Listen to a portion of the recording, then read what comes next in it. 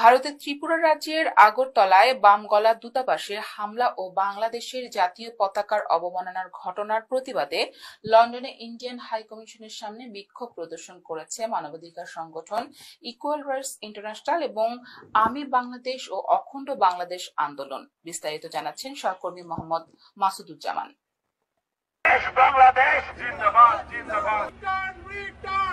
আগরতলায় বাংলাদেশ দূতাবাসের অভ্যন্তরে হামলা ভাঙচুর ও বাংলাদেশের জাতীয় পতাকা অবমাননার ঘটনার প্রতিবাদে 10 ডিসেম্বর মঙ্গলবার বিশ্ব মানবাধিকার দিবসে লন্ডনে ইন্ডিয়ান হাই কমিশনের সামনে এক প্রতিবাদ সমাবেশ করেছে মানবাধিকার সংগঠন ইআরআই ইন্টারন্যাশনাল, আমি বাংলাদেশ ও অখণ্ড বাংলাদেশ আন্দোলন।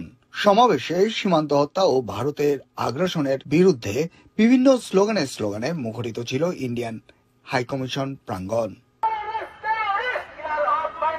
এই সময় বাংলাদেশ হতে ভার্চুয়াল কনফারেন্সে বক্তব্য রাখেন জুলাই আন্দোলনের অন্যতম সমন্বয়ক হামজা মাহবুব। আপনাদেরকে আসলে প্রবাসী হিসেবে মনে করি না, আমরা মনে করি আপনারা আমাদেরই ঘরের অংশ।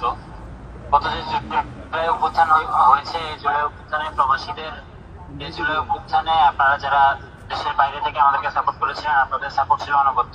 সমাবেশ শেষে ইন্ডিয়ান হাই কমিশনের রিপ্রেজেন্টেটিভের হাতে বিভিন্ন দাবি দাওয়া নিয়ে একটি স্মারকলিপি পেশ করা হয়। Mohammad Masuduzzaman, NTV Europe, London.